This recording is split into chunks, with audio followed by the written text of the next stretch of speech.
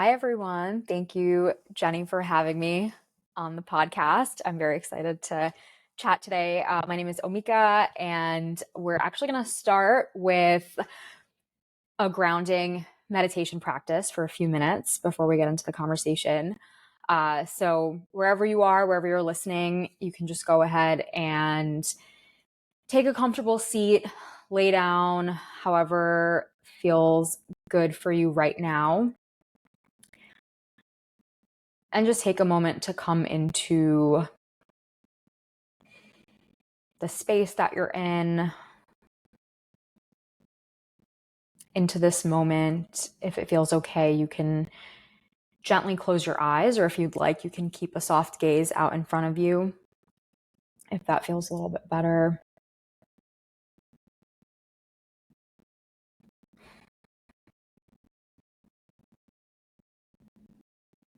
And take note how you are feeling right now, letting go of your day so far, letting go of anything else you have ahead of you, any obligations, to-do lists. Just let that be and choose to be fully present, be here for the next several moments.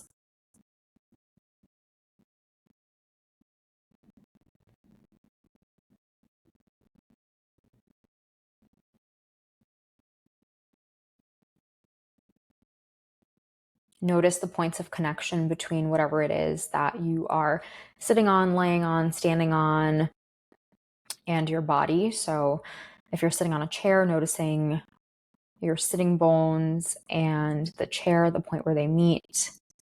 If your feet are on the ground, noticing that point of contact between the bottoms of your feet and the ground.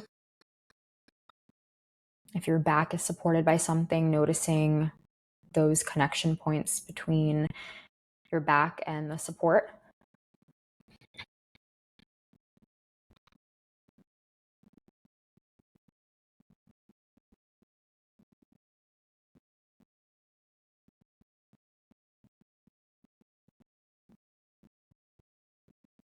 And take a moment to notice what it feels like to be supported, to give your weight to whatever it is that you're supported by.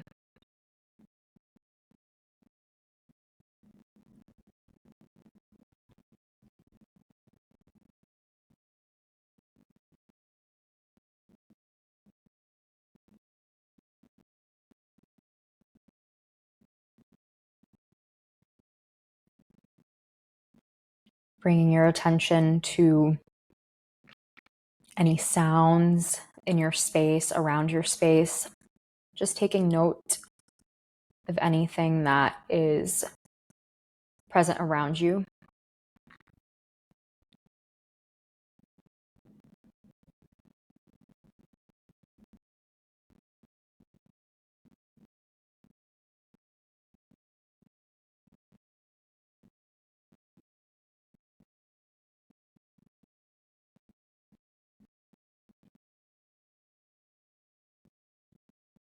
And then shifting your awareness to the temperature of the space that you're in, the feeling of air on your skin, clothing on your skin.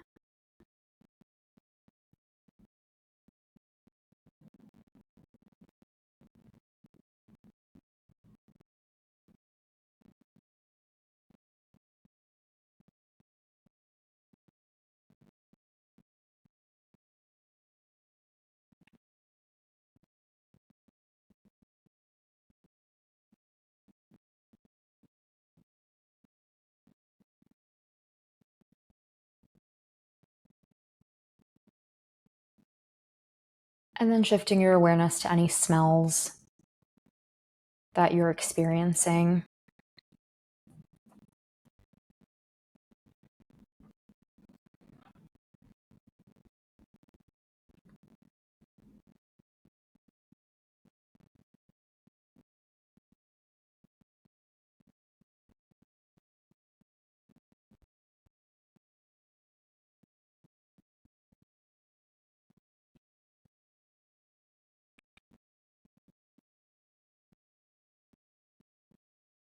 Letting go of that focused attention and simply Once again, becoming aware of the present moment, letting anything arise into your awareness. So again, those could be those tactile sensations, other experiences you're having, simply allowing anything and everything to come up right now.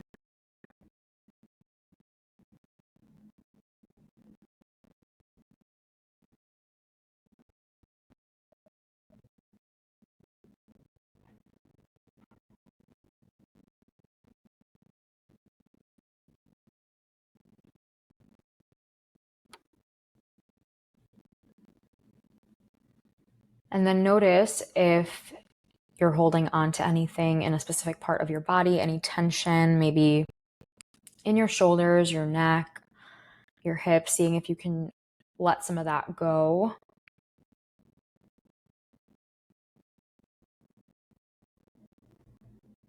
Letting any of that tension melt into, again, whatever it is that you're supported by. So if you're sitting on something, truly feeling like you're emptying out onto that object.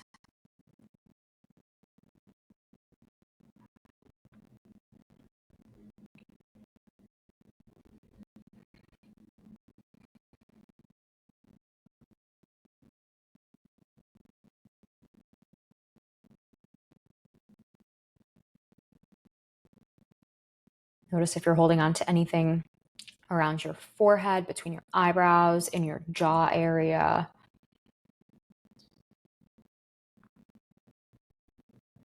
And see if you can let that go as well.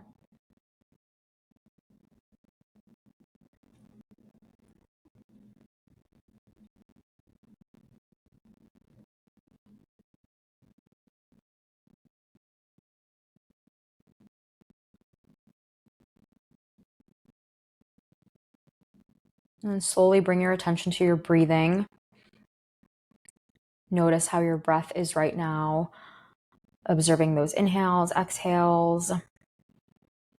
Not trying to change anything, simply observing your breath wherever it shows up in your body. So it could be in your nostrils, in your chest, your belly, anywhere. Observing the inflow and the outflow.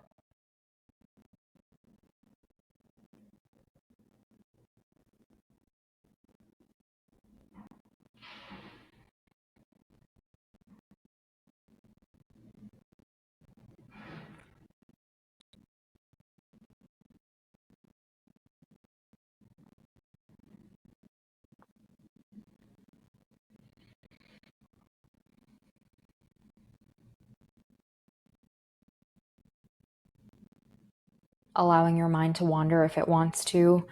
And then as soon as you notice your mind getting lost in thought, simply observe that thought and then gently bring your attention back to your breathing wherever you found it in your body. No need to judge or criticize. Simply bring your attention back very gently.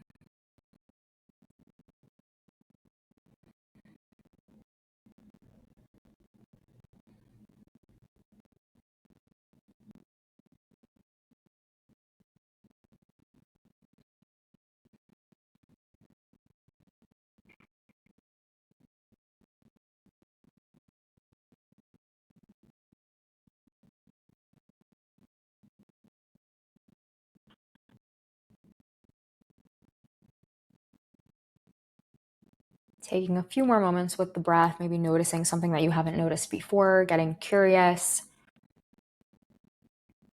about how the breath is changing from moment to moment. And you're simply observing it. You're not trying to change anything. Just sitting with it.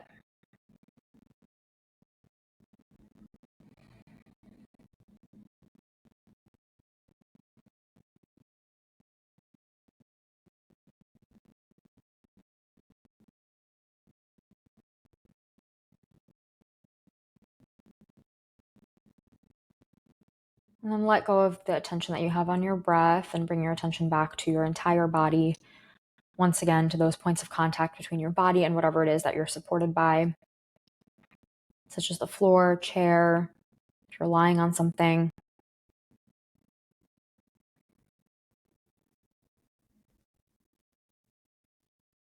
coming back to all of your senses.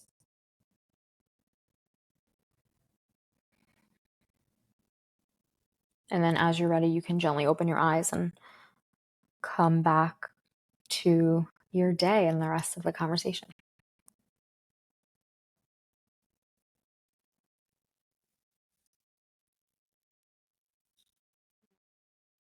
What a beautiful practice. Thank you Oh, I'm so so much, Omika. glad. Yeah, of course. Well, that was a very special way to start this I episode of know. Ampersand. For the audience, my name is Jenny, and I'm the host of Ampersand. Ampersand is a podcast about integrating all parts of yourself and how beautiful life can be when you do so. And Omika's already introduced herself briefly, but I'd love to dive in and share more about her.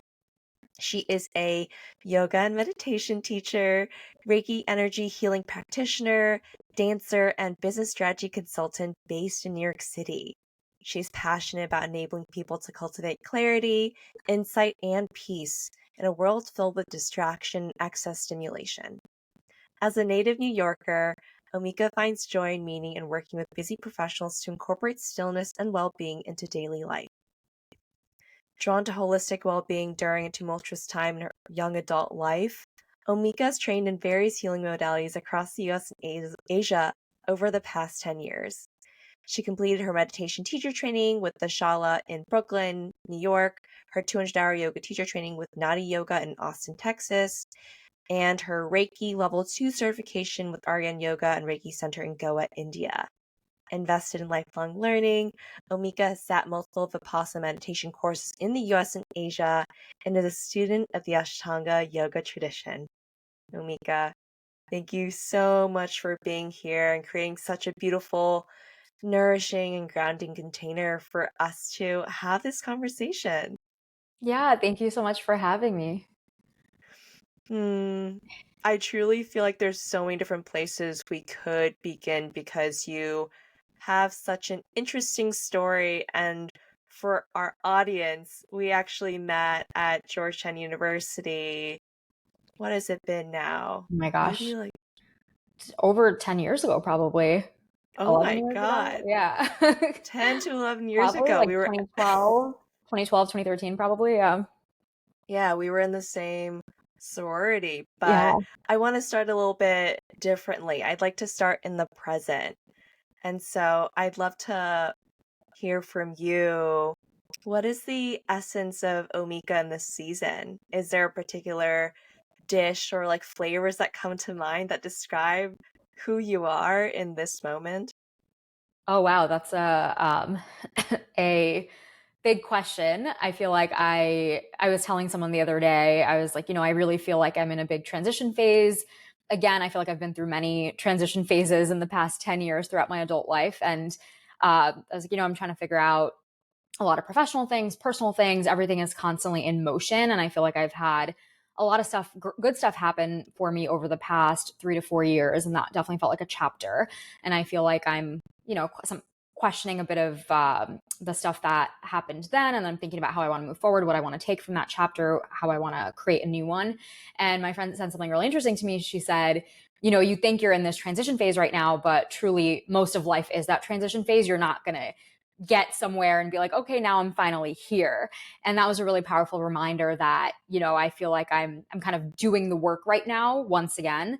But it was a reminder that we're constantly doing it and there's always new stuff that's emerging and coming out. And I think that's really powerful because at the end of the day, as humans, I think at our core, we always want to grow and evolve in a certain way.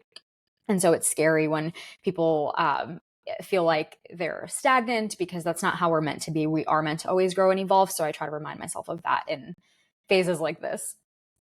Mm, that really resonates with me. I feel like I've had a number of humbling realizations while on this path of personal growth that we're ever unfolding, we're ever evolving. And I've noticed one area that I've been holding myself back personally is believing that I need to have made it in a certain way in order to date, which has Mm-hmm. been an interesting belief to not only recognize, but to start to unpack and take steps to, put myself out there. But I am curious if you'd be willing to kind of share a little bit about what What gets you comfortable with this ever evolving, aspect of life, these transitions, these periods where it really feels like at times, right? Like you're between here and where you might want to be. Mhm.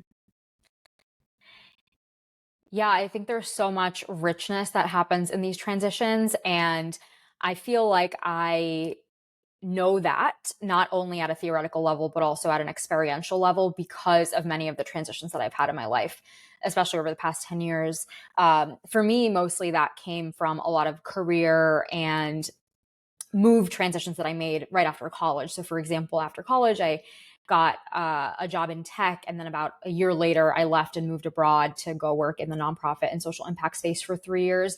And I remember taking that big leap. I was 22 at that time, and I didn't really think a lot of it. Now I think about it and I'm like, wow, I really did that on a whim. And I remember when I was doing that, a lot of people close to me advised me not to do that. They said, you don't know what's on the other side. It's risky. Why would you do something like that? Just wait it out a couple years and then you can try taking a big risk like that. And I didn't listen to them. I realized at that point I had only one mentor told me to actually do that. And I listened to her, which was amazing. And I realized that when I did move abroad, that everything that I wanted or that I was aspiring towards just opened up for me, because once I put myself in that situation, the people, the connections, the experiences that I was seeking showed up because I showed up. And Mm, that's always my reminder to myself, really, of, yeah, you don't know what's on the other side and you might fall, but you have to be willing to be open to the universe catching you, because there is that possibility. And if you're kind of stuck and you're not sure about taking that step, it can be hard to see what is on the other side, and you don't know if you are going to be supported.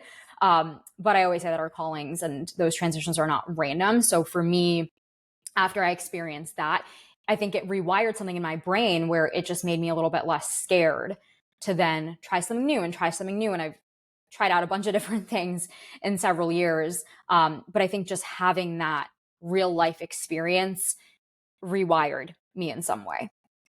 mm. That's incredible that you felt this calling and this desire to not only question what you had been taught up until that point, up until age 22, but to feel so compelled. And I feel like it's your intuition, right? In some way that Mhm. that called you to show up. So I'm curious, like what does showing up mean to you? Oh man. I think showing up means bringing my whole self to any situation and recognizing that I get to determine my own self worth and who I am. I don't need to let an external experience or person validate who I am. And showing up also, especially in these unknown situations, means releasing attachment to outcome in a way. So I think it is important to be goal oriented, to say, hey, I want to pursue this thing for this end. But showing up also means being open to other possibilities that might arise, and to say, okay, I'm just going to show up and I'm going to do the work. I'm going to practice whatever I need to practice. And then everything that's meant to show up and reflect back to me is out of my control. And I think that's the essence of a lot of practices and the spiritual and wellness space, of course, where, it's sometimes hard to not compare yourself to others, or to say, I was expecting this outcome, but it didn't happen for me. And I think it's just so important to release a lot of that attachment and have trust in whatever is going to be reflected back to you when you do show up with good intentions, with just a pure openness and childlike curiosity. Whatever's reflected back to you is meant for you to see. Mm, yeah. I so resonate with what you said around being open to showing up and bring all parts of yourself into the situation, but also Mhm. completely detaching from the outcome, because at the end of the day, we don't know how anything is really going to unfold. We don't know where, this move across the world, right, is going to Mhm. take us. I'm also wondering, in these moments where you're practicing just like showing up and over the years, how have you made space for your imperfections, the parts of yourself that you're still healing, and the fact that we're ever kind of evolving and transforming? These are great and deep questions. So I want to make sure I'm answering them thoughtfully. Oh man. Yeah, I think there's a lot of pressure sometimes around having everything figured out. And in this day and age where we live in this age of instant gratification, where you can find every answer on the internet whenever you want to look for it, right? You can say, what's the recipe for this, to what's happening in this country, to how should I do my hair in this way. Like, you have answers to everything, big and small, even big philosophical questions. You can ask the internet. There are answers on Reddit, right? But Mm-hmm. I think it's so easy to sort of rely on those external answers, and to think, and really all that is when you're getting those answers is you're just getting that dopamine hit of, oh, I think I know something, I think I know something. And that really takes away from the process of actually having experiences, sitting with them, reflecting on them, distilling your own insights, having that wisdom that really just comes with age and experience. It's not something that can be Googled or can be learned very quickly. And so I think there's such a tension right now. And I feel this sometimes too, where I'm like, oh, well, I should have everything figured out. I can get the answers to things very quickly. It's just everything is a comparison game now. You hear so many stories about people all the time, and it's just so easy to compare yourself constantly. And so for me, it's been a lot about kind of sitting back and saying, okay, I can pause, take time, reflect, think about how I have a lot of learning to do. I think for me, that shows up a lot. I mean, even now, even with all of my career transitions and different passions I've pursued, I feel like I still don't have everything figured out, and that's okay. And I don't claim that anything I'm doing right now is what I want to do forever. I don't think there is such a thing as forever. So just kind of making room for that exploration and play is how I look at it. Mm. I really appreciate you sharing that because I think when so many people look at your story, look at your journey, look at all the ways that you've experimented, showed up, and frankly, in some ways, like been rewarded for that, Mhm. with what you did with like your sisters and really leaning into your love of like dance and that like sensuality and just like that play. I think a lot of people look at you and say like, wow, Mika's got it all figured out. So I really appreciate you just like sharing a little bit of that, a little bit of your story. Um, I guess in terms of that that evolution of yourself, um, has there been any particularly uncomfortable truths you feel like you've had to come to terms with in terms of, to your point, like that comparison or something else you feel like has been a big part of your growth journey? Yeah, I think a big thing that I've actually been working on a lot, I would say in the past year, has been my experiences with and my reliance on that external validation, which again sounds very elementary, but I think it's really taken me a long time to to untangle myself from needing validation. And I'll explain that a little bit more. So I would say, for the most part, and I think this is true for a lot of people, but for me, especially growing up in an immigrant household and being first gen, being the oldest of three kids, um, it was very much instilled in me that, I had to pursue a certain path and do certain things, not only for stability, but also because of how it looks and because of it's all about status and how people are going to perceive you and how you show up in society. And, this person has made it XYZ. And I grew up my whole life thinking that that was the way to do things and that there was a certain pathway to follow, which again that's not a unique experience. So I don't claim that it is, but it's definitely my truth. And I don't blame my parents for it at all, because that's the culture that they come from, and that's how they grew up. They never had that opportunity to question it. Um, so I did a lot of those things, and then I got a little bit more curious about, again, kind of veering off course a little bit, not entirely. I've done some things that are quote unquote, they look good on paper, and then some things I've done that are a little bit outside of the box. So I've experimented with different types of things. And even though I have taken all these different steps, I still find myself seeking that external validation. And especially in the social media space, it's really easy to get obsessed with that. As you mentioned, my sisters and I, we started a TikTok channel early 2020, so during the pandemic, and Mm-hmm. that all went viral with our dancing and lifestyle and culture stuff that we share, which has been awesome, and it's opened up a lot of doors and opportunities. At the same time, I've had to kind of disentangle my personal identity from my online identity, from how people perceive me, from all of the comments that I get. And it's interesting because we get various types of comments. They're mostly positive, but it's always the negative comments or the critical comments that will stick with you. And so I really worked on over the past 3 years kind of saying like, hey, okay, I'm not going to listen to negative comments, which again, there aren't a lot of them, but for every one negative comment you get, you forget about the 100 positive ones, right? It's just, that's the human brain. And we have this negativity bias. So I was first working on, okay, detaching myself from that negativity that sometimes people will display online.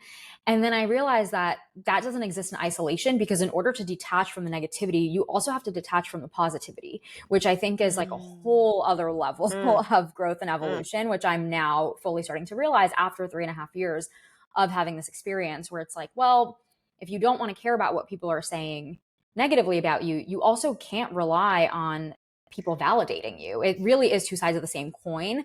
And so I'm having all these big realizations around like, oh, well, how is that need for validation showing up in my actions, in my life? Um, and yeah, I don't even remember the exact questions you asked me, but I Okay. feel like that's been so on top of my mind right now. And so that's just what I'm working through right now. Mm. I've started to notice a bit of the seeking external validation as well, and just like making my Instagram public and starting Mhm. to do things like this podcast, and realize, to your point, I was starting to catch myself getting such a dopamine hit from Mhm. the likes, and then starting to experiment with reels and realizing that like reels is like the way, right, to make it, or one of the main ways and well-known ways to make it big on Instagram.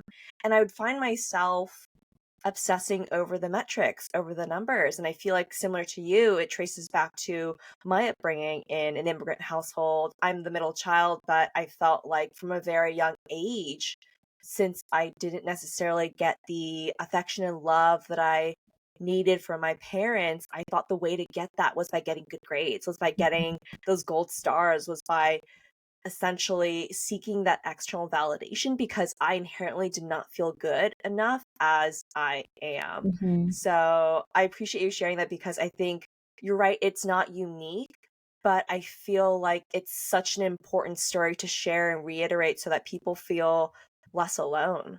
Mhm. Yeah, no, absolutely. And I think it's also interesting because, and again, I don't claim to have it all figured out, but that tendency, I mean, it wasn't only showing up in my professional life and all of that, but I also found it to be a problem in my dating life a couple of years ago. And I mean, that was just showing up around chasing those emotionally unavailable people and feeling the need to prove my worth, to change people's minds. Because again, I thought that that's what I had to do in order to receive that love. And I don't doubt that my parents love me unconditionally, but I think it's just a different way of showing it. And it was true that I would get more of that attention, that affection and praise when good things outside of me happened, as opposed to, hey, I'm going to praise you for your character, for who you are, for living with integrity, for being a person of certain values. And I think that's so important. And that was less present when I was growing up. So it's been just interesting to see how this thread weaves through a lot of different parts of life. Absolutely. And I'd be curious, since you've been kind of aware of this kind of pull towards external validation, but you're, obviously kind of actively working on it in all aspects of your life. What are certain practices or like words of wisdom that have really helped reground you and bring you back to your self-worth and knowing that you are enough Mhm. exactly as you are? Oh, I I was reflecting on this also recently when I I was thinking, well, more from my meditation practice, from a lot of the things I've learned over the past several years, I've realized that, and again, it is a basic truth, but it's also quite profound because we're not taught this when we're younger. And it's really that everything in our outside world is a projection. So everything that happens from, it starts from our mind, and our mind creates our reality, our outside world. And so as I started to realize that, I also realized that a lot of the feelings and things that we want, we can create ourselves. And that's not to say I'm not trying to be hyper individualistic, or I'm not trying to discount, big societal, structural, institutional issues, because those Right. exist. Just a caveat, because, people have strong Totally. feelings, but, yeah, at the end of the day, like, a lot of the feelings that we feel come from within. And that starts with, one, that feeling of love. So yes, somebody else can provoke that feeling of love within you. So when I think about my partner, he can evoke that within me, but at the end of the day, that feeling lies within me.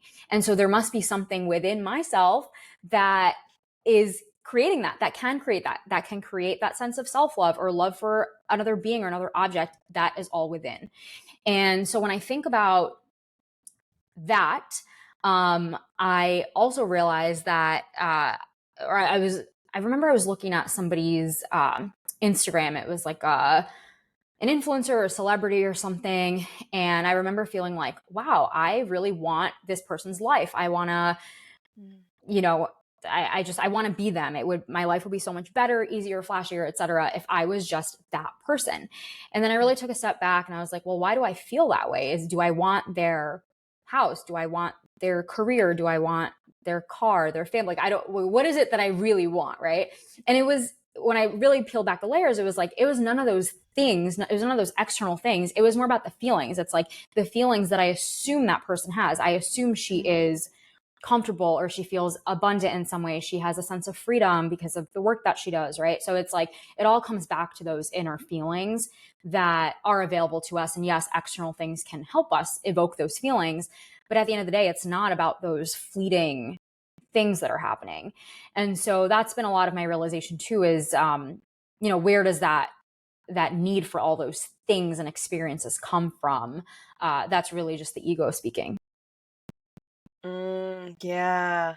This reminds me of something I've been reflecting on as well, like telling the difference between ego and intuition and asking ourselves these hard questions, like, what is it that I truly want? And then Mm-hmm. to your point, you getting to, actually, it's not what I want, but the feelings that I want to cultivate. Um, so few different directions I want to head. One question I have immediately top of mind is, aside from like that self-love, that compassion for yourself in this moment and each moment, what are some other feelings you're prioritizing cultivating right now? Ooh. Yeah, I mean, besides that sense of grace and compassion, one thing I really want to prioritize is more play and joy in my life. I was recently asking someone, I was like, what do you do for fun? And then I was also, because I was kind of thinking, like, I don't know if I do anything for fun. Like, I think I do a lot of things for fun. I mean, I dance, and I love to meditate, and I like yoga, but like all of those things, I also am very, like, quote unquote serious about them. And there's Yeah, no way, like, I take so things very true. seriously because I'm so type A about everything. Right. And then I also reflected, and I was like, oh wow, there's nothing that I like. Sometimes I don't even want to try new things because I hate being bad at things. Like, I'm like, I don't even want to Mm, try ice so skating true. because I don't want to be bad at it, like I really want to.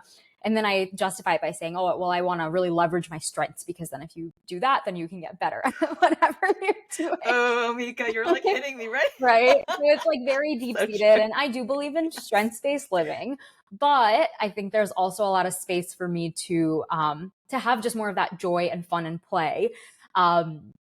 So that's a feeling that I'm working on. I don't know exactly how, and maybe it's less about working on it and just allowing it, right? Like, if I try to structure it too much, that's not good. Yeah, I think that would be the main other thing, besides the usual, just like being, very protective of my energy as I get older, Mhm. and being more comfortable just prioritizing whatever I need, and saying yes to things that I want to say yes to, and no to the things that I don't. So just, yeah, mostly the usual feelings there. Yeah, that makes total sense. And the thing around play is just so real, not only for me, but I feel like for a lot of my friends growing up. Just like, I feel like when I was a kid, I do remember playing. I remember just making up games at the playground, just playing with chalk, playing Red Rover. There was ultimately, it was just like the world was our sandbox.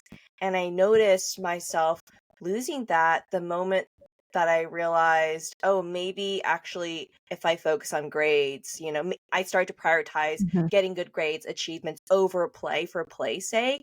And I remember when I took my year off, really reprioritizing that and really leaning into things that, to your point, I would normally avoid because I'm not good at it. And I remember even like exploring bachata for the first time, and I've like been learning for over a year, and in some ways I'm still a beginner. Like certain things like a body roll, I am so bad at. Like I notice certain people and they just have like a certain fluidity, and I I like would notice myself not wanting to do in front of others because it looked bad or looked Mhm. ugly, and I started judging myself. But then I realized this is part of the process, and the more that I can embrace that this is part of the process, that and I feel like this is something you also have had so much experience with, but just really recognizing that like being bad and just moving through like rejection or judgment is Mhm. all part of the process. For sure. Yeah, it always comes up, and yeah, I mean, like you said, we're so okay with it when we're younger, but then as we get older and we start to get rejection after rejection, and it just starts to layer on top of one another, and if you don't kind of process it and deal with it and again detach from it, it's really hard then to try new things and step out of our comfort zones. So true. Right now, then, what are some things that bring you joy and that you're feeling called to explore in a more playful way? Oh man. Um, like I said, I'm still trying to figure it out. One big thing for me is actually dance for dance sake. So, Mm, as I mentioned, with a lot of the social media platform that my sisters and I grew since 2020, that's focused around dance, and that's awesome, because it's something that we grew up doing together, and it brought us closer together. It gave us so many opportunities. It was a great creative outlet, especially during the pandemic.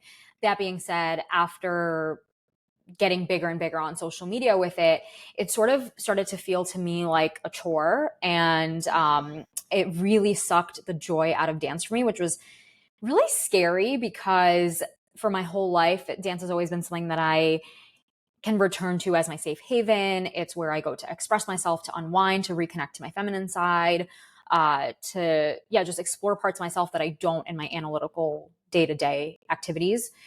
And so I realized that I was feeling kind of burnt out and also just uninspired. I would kind of feel upset whenever I felt like we, had to create something. I felt very obligated. And so it was that was a really bad thing, that a bad feeling that started to arise, and I didn't want that anymore. And so I've been in the process right now of finding new ways to reconnect with dance that don't involve, again, that external validation, that don't involve me posting about it, that don't involve me doing certain types of dance just to get views, for example.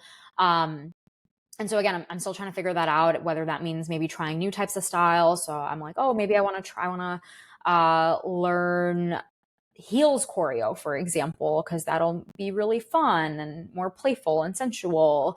And again, I don't know if I'm going to be really good at it. Like, I think I'll, be fine, but I think there's a lot I have to learn because I haven't trained in that specifically before. So kind of pushing myself, but in a way where I feel excited, where I'm not too scared. So that's, yeah, I mean, that's really one big thing for me is returning to something that has always made me feel joyful. But recently I was feeling like the joy was being sucked out of it, which was not fun. So returning to that joy aspect of it. yeah. I'm so excited for you to return to that and just Thank re-explore what that relationship you. could look like in a way that brings you joy and isn't really tied up in this kind of content creation piece. It is so interesting though thinking about that because like it's you were saying that like dance was something that brought you and your sister so much joy during COVID. And for your relationship with something that, to your point, has brought you so much joy in the past, has allowed you to tap into your feminine side, your sensuality, for that to have shifted, I can only imagine that there may have been this like internal conflict. Because I feel like I've been in these situations before where certain things used to bring me joy, and over time, right, because like we change, or like Mhm. the way in which we engage with something changes. Can you walk us through what it was like to like, I don't know, observe or just notice that kind of conflict within yourself? Yeah, I mean it's multifaceted, and again, I don't want to discount the whole experience. And I have no regrets about it. I think it's been, Hmm. like net positive and has changed my For life sure. in so many ways. So I'm very, very Hmm. grateful. And I feel like I definitely have to say that. And again, it's brought me closer to my sisters, all of that. I think what starts to happen when you create a lot of content that reaches a mass of people in a certain way is that you start to think about your audience and what they want to see, what they like versus what you necessarily want to do. And of course, there's an overlap between the two, but when you kind of skew too far outside of that overlap and you go into the circle of, if you imagine a Venn diagram, you're in their circle versus yours, and you're not in that Totally. overlap area. That's just really dangerous because that again goes back to the idea of that validation, the people pleasing, of thinking, oh, well, what do people want to see, as opposed to what is going to bring me joy, what makes me feel like an artist, what do I want to create, and what might people like, or what might resonate with them. So it was interesting to observe that, where it was like, okay, well, at what point do I start to feel creatively zapped? And I think that's just hard again with social media because it's shorter pieces of content. There's less artistry involved with it. For me, that's a big part of it too, is the art, the creative vision behind things. And it's sometimes hard to capture that within, a 15-second video, which again, you want to grab that attention. So it's hard to really balance those two priorities. So I started to notice that. And then another thing that was really interesting was we started working with a lot of really big brands, which has been an amazing opportunity. I mean, across the board, we've worked with some of the biggest companies worldwide, biggest brands. It's been awesome. And a lot of the times what happens with brand partnerships is that of course, you are representing their brand. And so they have a certain vision for you and they want you to dance or behave in a certain way. They want you to wear certain clothes. They want you to fit a certain persona that they have of you in Mm-hmm. mind, because at the end of the day, it's a brand and they're trying to sell something, right? And again, I'm not discounting it, because again, great opportunity. I think it's important for creators to work with brands. It's all part of the ecosystem. But I think again, when that starts to zap your creativity, or you feel like you don't have that autonomy and control over what you're putting out there, to me, it just became this really personal conflict. And again, I'm an overthinker and I I analyze and dissect situations like this all the time. So people are like, oh, I thought it was like all great. And I'm like, yeah, it is great, but I also think a lot. So, there's all these really nuanced pieces to it. And again, not all bad. It's the reality of it. And I like to think about things deeply and think about, okay, well, why am I doing this? How does this make me feel? To what ends am I doing this? Like, what is the purpose, right? Overall, how did it begin? How did it evolve? And I remember one of my friends told me, he said, the idea of perpetuity is something that is not that's a man-made concept. It exists in the Mm. financial markets, it exists in how we think about Earth's resources, which is why we're just everything is, going to crap right now. But that idea of perpetuity and constant repetition does not exist in nature, right? In nature, that you have seasons, you have cycles. There are times when things grow and blossom, and then there are times when you shed, you hibernate, you plant, you grow. Like, there are all these cycles. And he was like, you shouldn't feel like something that you were doing at one time in your life is something that you have to continue doing for the rest of your life. And it was just so Mm. hard for me to even accept that. It's taken me a really long time to get to that point, to say, oh, okay, I'm not a bad person, or that doesn't make me any less creative. I don't have to attach myself to this. This is something that happened. That relationship with social media, dance, etc., it can continue to evolve. I'm not saying I'm going to stop doing it, but I can evolve my relationship with it. That's just how life goes. And so clearly I've I've thought a lot about this and that whole Mm-hmm. process, but yeah, I mean, I'm grateful to have had the time and space to think about it too. Mm. Well, I so appreciate you pulling the curtain back, because not many people get to understand what's going through your mind and your soul, right? As you're processing these things that, to your point, have incredible upside, you're incredibly grateful for, yet are very nuanced. Mm-hmm. Because, you start thinking about, okay, especially what you were saying with the brand partnerships, they have a certain expectation for the type of persona, Mm-hmm. that they would like you and your sisters to embody. And that understandably has like trickle down effects on maybe the rest of the posts that you're posting, etc. Mm-hmm. So it's so fascinating to think about, like, whether it's boxes that we put ourselves in or that others want us to Mhm. stay in, and how that impacts how we feel and whether or not we feel like we're being true to ourselves. Yeah, I mean, there's so much there. I feel like, we put ourselves in boxes, and then also when you're kind of out there and you have people commenting and Mm. thinking about you in different ways too, it's like they almost, like you said, impose those boxes onto you, which again, you don't have to accept, but it's just very hard to show up fully sometimes in little Instagram squares. So it's hard to, that's like 5% of my life. And not that I have anything to prove to anyone, but it does kind of, it gets into your psyche a little bit. And I don't think people talk about it enough. So that's why I am very open about it. And I so appreciate you talking about that, and you talking about this season of your life where you're in transition and you're exploring like joy and creativity and artistry in different ways. Can you tell us a little bit more about right now? What does it mean to be a creative person? What does it mean to be an artist to you? Oh man. One of the books that I really like that explains this well is called The Artist's Way, and which I'm sure you've heard of. Uh, Mm, and I just love how it explains that we are all creative channels, that we are naturally creative. It's not something that you need to really force. Um, and sometimes you just need to let things kind of flow through you. We're all vessels for something or the other. I don't know exactly, again, what that is, but to me, it's okay, maybe I want to write more. Maybe I want to speak more. I want to facilitate more spaces for people to find that stillness and calm and well-being, guide people through their own transitions and all of that. So I'm just kind of letting things emerge, but also reminding myself that, hey, there is a purpose to my existence in some way, and as long as I get out of the way of letting that happen, it'll come through, it'll emerge. I think it's also interesting because a lot of the things that have happened in my life, especially even around the career transitions and the moves and all of that, a lot of them have happened very serendipitously. So, for example, I'll plant a bunch of seeds. I'll say, okay, I'm going to put it out that I'm going to do this, and I take the steps to do it. But then the way it works out is not the way that I really imagined it, but it still works out. So that's kind of how it always is, right? Like, even my job after business school, it was not something that I had planned for. In fact, I was actively not trying to do that type of role. And then it all kind of fell into place very easily for me in a way that it was different than actually had happened for my classmates. And I remember talking to my career coach at that point, and I was like, I feel really bad because it felt like this thing happened to me with such ease and flow, and everyone around me was freaking out, and I feel really guilty, like I feel like an imposter.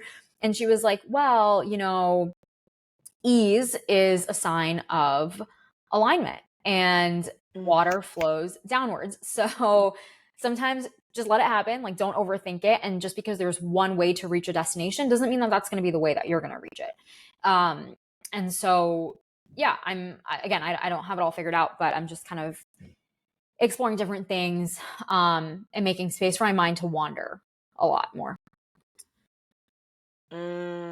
yeah, I love what your coach said around ease being a sign of alignment, because there's a little bit of, essentially what it suggests for me is that you're very much like surrendering to the universe. You're allowing yourself to be in this state of receptivity. And I like to call it like my feminine energy, to really be willing to your point, plant various seeds, but then like the earlier point we were talking about too, detaching from exactly how it's going to manifest. And I love what you're saying too about just leaving just space and energy to Mm-hmm. wander, because I realized for myself, I don't give myself enough of that downtime.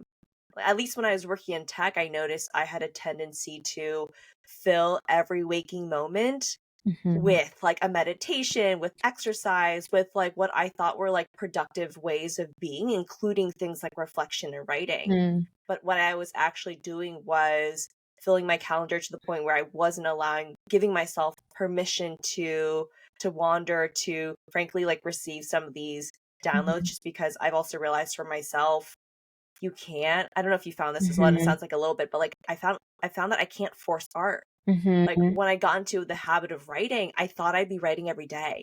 Mm. But then I realized I have seasons where I don't want to write. Mhm. But then I'll have those seasons where I'll be driving and I will literally get some sort of download, like a poem, that I'll like frantically be typing on my notes at like a stoplight. So I'm curious to like what, if any of that might resonate with you about like what that creation process genuinely and realistically looks like. No, I completely agree with that because I think a lot of the times, I mean, there's time and space for discipline and commitment, which I've been exploring Mm-hmm. in other ways in my life and trying to create more structure, which has been good. But also, we sometimes treat our days as we treat our, like, for example, if you have a corporate job, you kind of think about calendar and project management and team management, right? And you're like, oh, I need to just be in control of everything, and I can't let anything go awry. And when we bring that mindset into our outside of work life, that doesn't always work. And I realized that I can't treat myself like a robot or a machine. Nowadays we're like artificial intelligence and chat GPT and whatever are going to replace a lot of things, but they really can't replace the human mind wandering, coming up with those deeper insights, that one-on-one connection. Like there's just so many things that we can't be so rigid about.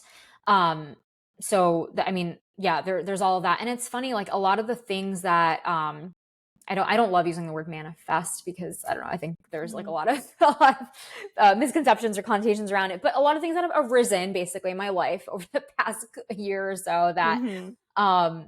that some might call a manifestation have very serendipitously come up. Even with, I recently started a coaching program to get certified as a coach. And that was something that I'd been looking at for a couple years, but like nothing really had panned out. I wasn't sure about it. I was like, I don't know if I have the time and whatever. And then very, very randomly in February, I was at an event and a girl that I am connected to came up to me and she said she was working with a specific certification school, and she was like, I've been working with them, they're amazing, and I would love to invite you to be an ambassador for the program and go through it and share your journey and all that. And I was like, this is literally crazy because I've been thinking about doing this for years and I just don't even know how she knew that. I had only known her for a few months, and so it was like, again, came out of nowhere but felt so aligned, so perfect. And I hadn't done anything in that moment. But if I look back, it's like, yeah, I had planted a lot of seeds in my life for that probably to arise. But that final thing that sort of came up was not something that I was pushing or forcing myself towards. So I think that's really interesting. I think it's been the same in my romantic life as well. It was like when I kind of took a step back from a lot of it is when I met my partner and again met him in a very, very just unconventional way that it wouldn't have happened if I had been kind of like pestering the process. So I don't know, those are just two things that have happened to me in the past year that have been very spontaneous uh pieces of alignment. Yeah, I noticed you've been taking that Jay Shetty's coaching course, Yeah. so I feel like I'm excited to hear more about like that journey, what you've not only learned about yourself, but what tools you'll be able to share with others. But I did want to return to something you mentioned earlier Mhm. around um like your understanding of manifestation. I'm curious Mhm. if you can kind of peel back the layers of the onion there and talk about like what does that word mean to you, and like what has your, I guess, process, or yeah, how do you like Mhm. to think about it, I suppose? Yeah, I mean, I'm a firm believer in it. I'm very cautious about throwing it around because I think it's just all over the internet right Mm, now. So I'm very very mm, cautious about that. No, I mean it's amazing, and it comes from um, a lot of ancient religion. I know for me personally, being familiar more with the Hindu tradition through my own culture, I know that it's absolutely present in there. And really what that talks about is being a co-creator of your destiny and of your life and being mindful about everything you're doing in your life. It goes back to the idea of karma as well, which is really mhm, just action. So it's about taking that aligned action to be where you want to be, to close that gap between where you are and where you want to get to. So that's really my understanding of it, is showing up as your best future self that you want to show up as in order for new opportunities to come up. And so I think it's all about kind of aligning yourself again with that energy that you want to cultivate into the future. I always try to ask myself that, like, okay, what is stopping me or what is holding me back from getting to where I want to be in my mind 2 or 3 years from now? And why can't I do that right now? And a lot of that is actually just those actions or that energy that I'm aligning with, which is, again, my understanding of that manifestation process. It's all about planting seeds, again, like I said, and then watering those seeds, because anything that you water will grow. If you don't, then it's going to die. So yeah, it kind of goes all the way back to that. I also think it's interesting because when I look into the future, I think, okay, yeah, like 2 years from now or 3 years from now, I'm going to be ready to do this, or I'm going to be this type of person. And I remember I've probably said that to myself 2 or 3 years ago as well. And then I'm here today and I'm like, well, did that happen? Like what, or if it hasn't happened yet, what is stopping me from doing that? And it's just like my conception of myself 2 years from now, 3 years from now, 5 years from now, whatever. I have a different conception of myself. I'm like, oh, Omika in 2027, is going to be doing this, is going to have this professional career, is going to have this type of family or whatever. Right. And, but that's really me assuming that I'm going to change in all those ways by that time, which is not always true. Cause life is sort of just, it passes us by very quickly. And if we're not mindful of it, things can kind of just unravel as you may not have expected them to. So I'm like, okay, well, if that version of Omika is going to be acting in that way, can version Omika act in that same way? Like, why not? So that's how I've been thinking about it too. And I think that's really the crux of that manifestation piece too. Yeah, that makes a lot of sense. It's all about, from my understanding, like really embodying the energy of the Omika, or like the Jenny you would like to be. But I'm also curious too, because something I've been thinking about is, like, I truly believe all of us came here for a reason. We have some sort of higher purpose and some reason for being, for existing here, for having the parents that we've had, for facing the challenges, right, and the unique circumstances all of us have been gifted. So this is also another large question. I am wondering, what is your most recent understanding of your purpose here, if you're willing to share? Yeah, I mean, it's definitely something that I ruminate on. And I also think that purpose evolves. I think for me, I have, and I don't mean this in like a self-aggrandizing way in any way, but I've always felt like a very old soul. And I feel like I have lived many lifetimes. I don't know if on earth, but somewhere. And I always feel a little bit like, am I made for this time of of whatever's happening on earth? Like, I don't know. I just sometimes I feel like a bit like an outsider. I feel kind of separate from what is going on. Or I have like weird quirks and just things that I like to pursue that are different sometimes for people my age. And my mom always told me that too. She's like, you're just like when I was younger, she's like, you're like a, 50-year-old woman in a 15-year-old's body. And I still feel like now I feel like I'm 80. So I definitely feel some of that. It's funny. I was actually just looking at my human design chart, and I don't claim to know, a ton about human design, but I was actually reading about the, my cross of incarnation, which is supposed to be your life theme and all of that. And it was really funny because mine is around, it was around the idea of separation, in the sense of doing things a little bit outside the box, a little bit just not kind of following a certain path, but more importantly, being able to reflect on those quote unquote unique decisions, doing things a little bit off the grain, and being able to derive insights and clarity from those experiences to then share with others. And I'm like, oh my gosh, this makes so much sense, because I do just analyze everything and think about things so much. So I think that that's a part of it. And again, I'm still trying to explore how that shows up in my real life, but that's probably a part of it, is questioning norms, questioning the status quo, saying, okay, why are you telling me to do this? I'm going to do things differently. And I think there's a big ancestral thing to it as well.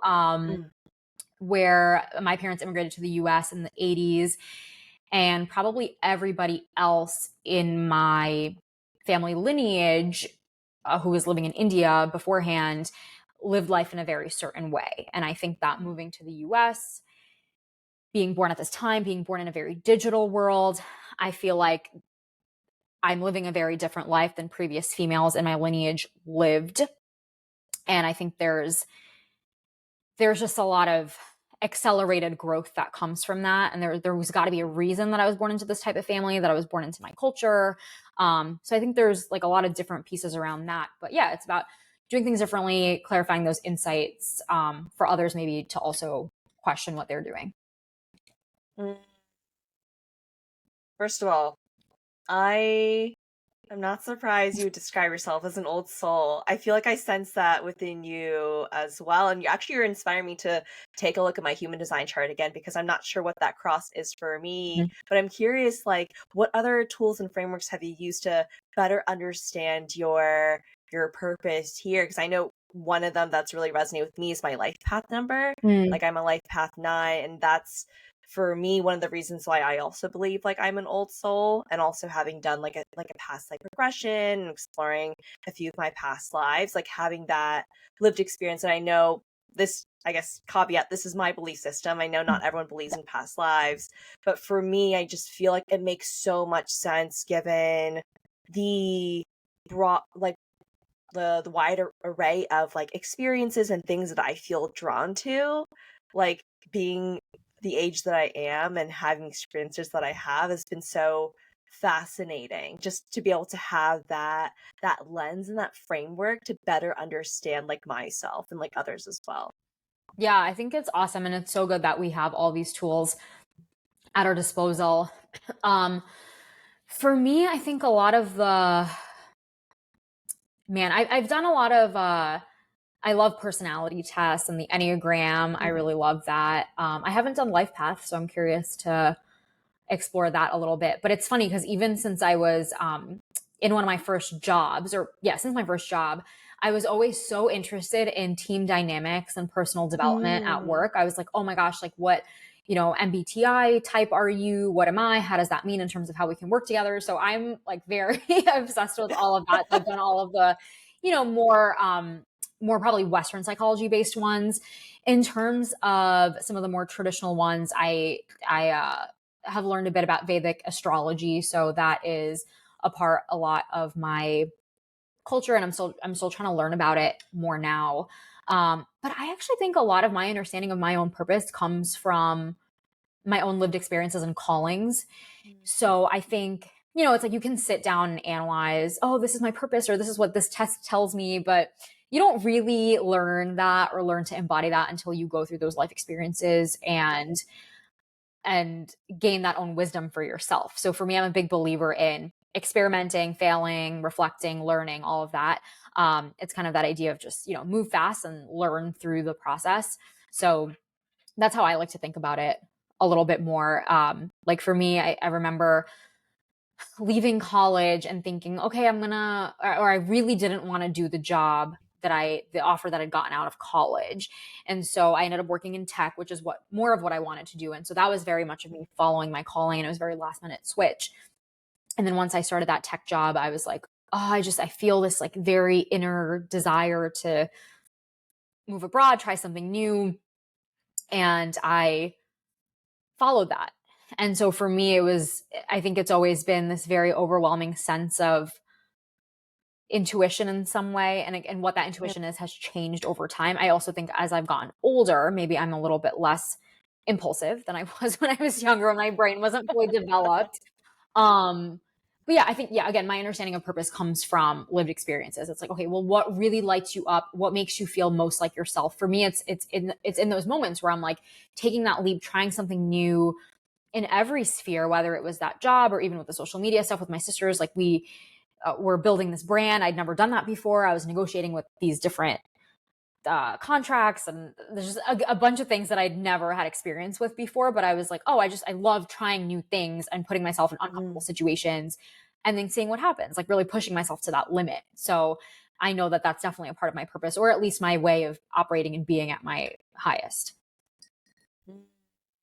That's beautiful. And it's incredible that you're at this point where you truly love and you get lit up when you are kind of pushing yourself and you're stepping outside of your comfort zone, because it is at the end of the day something that's just so inherent to like who you are and relate to like what you're meant to do here. And I so agree with what you're saying around having that lived experience, right? Because I think I definitely have fallen into traps at times where I'll obsess over like tarot readings or like what specific tests are telling me and feel like I have to somehow like live up to Mhm. what this personality test is telling me. But the more that I'm able to ground in my own experience and see like what is truly calling me, the more I'm able to really validate, to your point, for Mhm. myself what is truly meant for me versus not. So related to that, Mhm. I'm sure folks will have questions around like, Omika, what the heck is a calling? Like, how do you even know, right? If Yeah. something is a calling or if it's truly your ego or Mhm. like your parents or society. So Yeah. how would you respond to that? Well, I love what you were saying before, even around the test, and then I want to address the calling piece of it because I think they're related. Mm-hmm. And it's interesting because a lot of the times with the tests and the analysis, I mean, all of that happens in our heads. So that's a very headspace thing. And I think even with the internet now, people are quote unquote very self-aware. They know this is my attachment style and this is my personality type and blah blah blah, and this person is acting in this way and these are my boundaries, right? I mean, which is all great. I think it's great that this Mm-hmm. information is accessible. I'm not Yes. I'm not discounting it. What I am saying though is that that's a very heady way of looking at it, is like, okay, let me analyze this and let me figure this out, blah blah blah blah. But you're not really living in your body or your heart space, and you're not thinking, like you said, with those lived experiences, well, how does this make me feel? Like, how does it feel in my body? Do I feel safe? Do I feel energized? Does it feel constricting to me, right? And like we've lost a little bit of that when we get too analytical. So then going back to the calling piece of it, I think a couple things come to mind, that I've been trying to separate between the ego versus soul calling. I think an ego calling is something that actually makes you a little bit agitated and nervous because you're like, oh, I think I need to achieve this external thing because it's going to give me a sense of peace. Or you're like, oh, if I don't get it, I'm going to feel less worthy as a person. And that's the ego speaking, because the ego cares about that external validation. It cares about achieving certain things, looking a certain way, being perceived in a certain way. So I think that's a big part of it. With the more inherent soul callings, to me, that's always felt like, oh, I have this really strong desire to do this thing. I feel it in my whole body. And somehow I also know deep down inside that it's going to happen. And I don't know how it's going to happen or when it's going to happen, but I'm like, this is me at my core, at my essence. And I just know it's going to happen. And again, I can plant those seeds and I can take those steps, absolutely take that action, be aligned and intentional about it, but I feel much less stressed about it. So that's how I've found a distinction between the two. I'm not sure if you agree with that, but that really has been true to me over the past several years. Mm, yeah.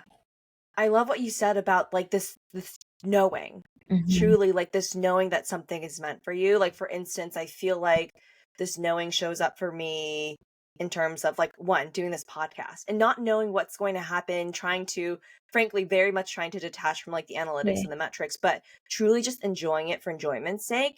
And to your point, sometimes our callings scare us. Mm-hmm. Like I still get nervous sometimes, and I haven't recorded that many episodes, but I do get nervous sometimes, but Mm-hmm. it feels like it's that nervousness and that fear that is part of the excitement, part of the calling, because I don't think we're meant to play small when it comes to pursuing our callings. Like we're meant to push our limits. We're meant to Mm-hmm. feel a little bit of that fear and act in spite of it, and sometimes because of it. And there's something you mentioned too around really feeling it with your full body.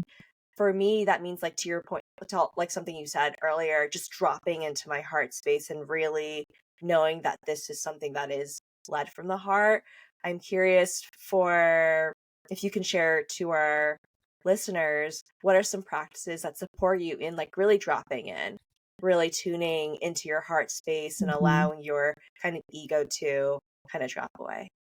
Yeah, I mean, it sounds really simple, but for me, it's always been meditation. And that meditation can take different forms. For me, it's finding that stillness. I practice, my meditation practice is based on the Vipassana tradition, which is very simple. It's not based in anything super complicated, but it really just is about retraining the mind, about stilling the mind, finding that calmness. And I know that whenever I create that space and stillness for myself is when I get all of my downloads. And I don't do it to get downloads, but I'll just be sitting and I'm like, Yeah. oh, that problem got solved and that problem got solved.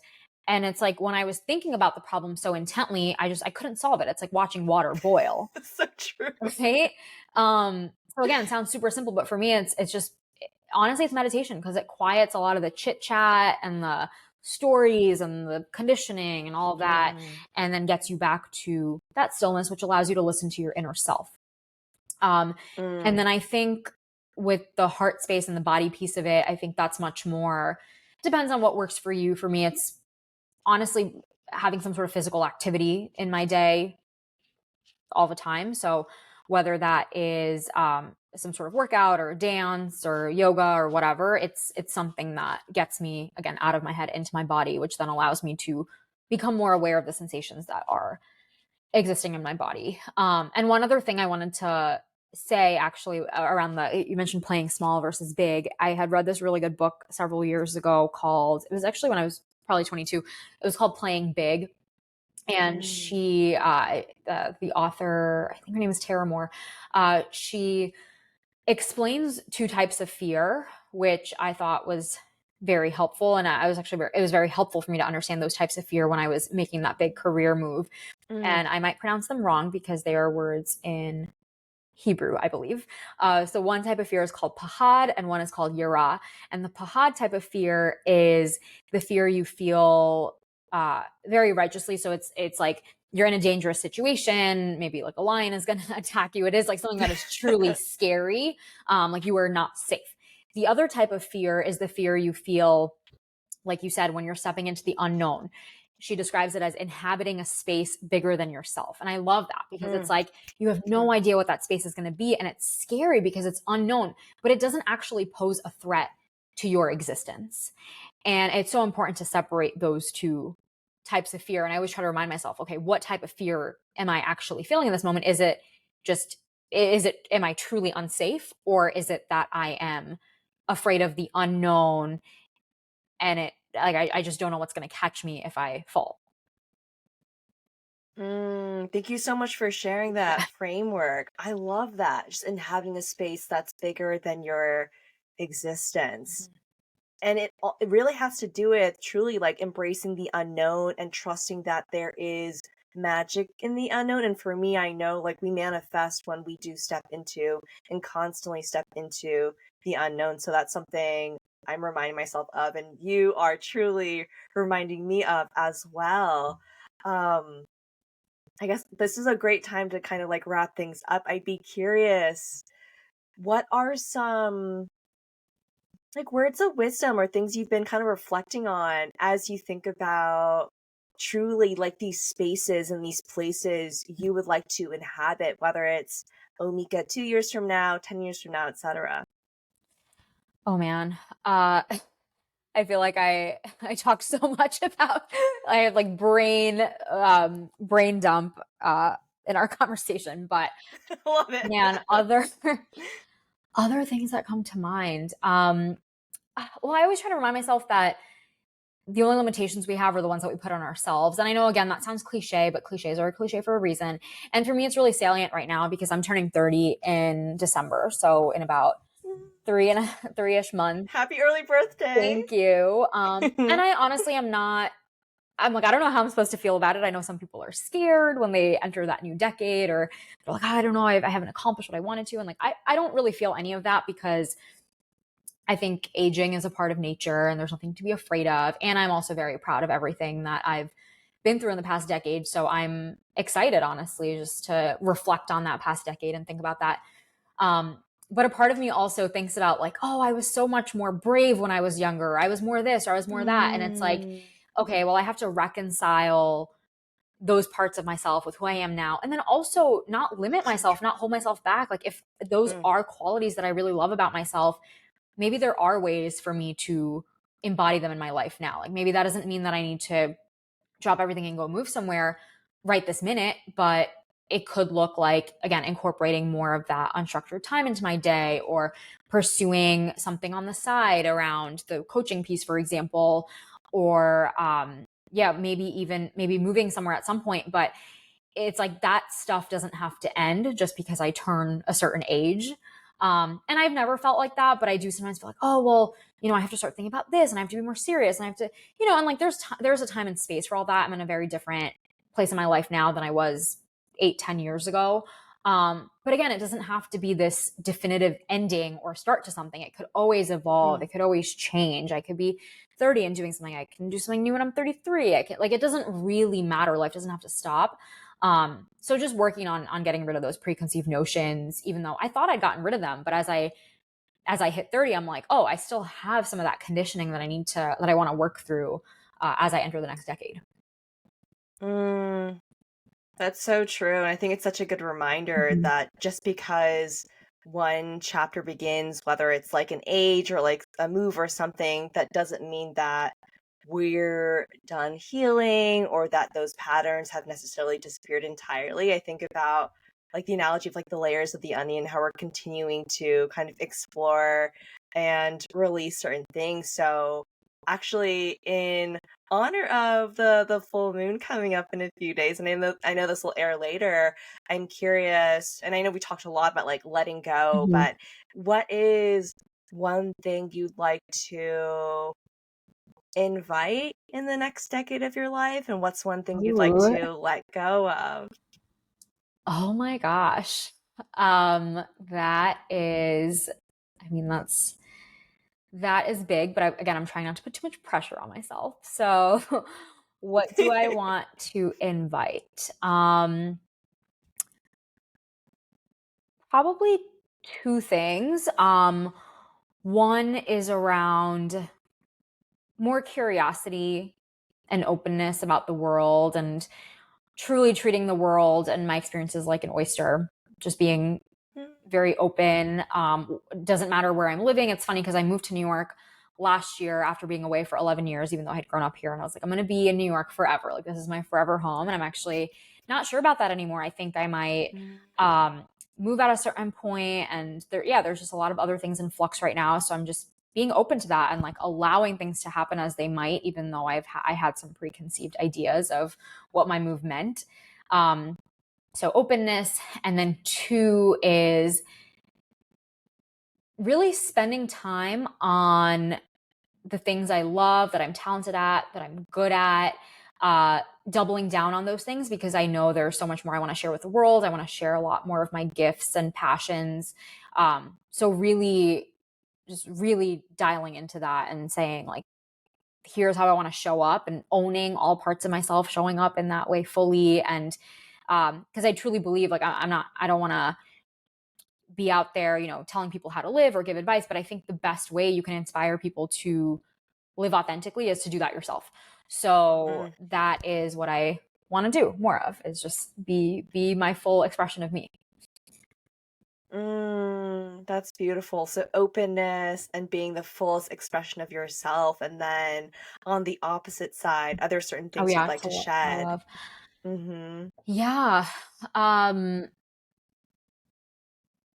gosh. I think as I've gone through so many transitions, I've realized that not everyone is going to be with you through all those transitions, and that's okay. So being really okay with letting go of certain energies or people, and it's not in a way of animosity at all, but just like, it's okay. You're a part of my past and you're not going to be a part of this next version of me, and that's all right. And just being okay with that, protecting my energy in that way to make sure, again, I'm aligning with that frequency that I want to align with. And then the other piece we were talking about, which is around the validation and perception piece of it, which goes again both ways between the negative and positive. So truly detaching my self-worth from how other people rate it. Yeah, that's so beautiful. This idea of like coming home to yourself, grounding your self-worth, and then also, yeah, that piece about knowing that not everyone's meant to walk alongside you at every step in your journey. I think that's such a good reminder for me and for our listeners. And truly, Omika, thank you so much for coming on Ampersand. So many times I got chills throughout this conversation. So thank you for blessing Oh me my and gosh, of us with all of course. your downloads and brain dumps. Thank you for listening and asking great questions. Of course. And for folks that want to connect with you, learn more about you, where can they do that? Yeah, you can find me on probably Instagram is the best way, but across any social media platforms at Omika Jikaria. So that's just OMIKAJIKARIA. That's my full name. That's my handle. Yeah, that's probably the best way to reach me. Okay, perfect. Well, that wraps everything up, and I'll be including everything in the show notes below. Thanks. Thanks.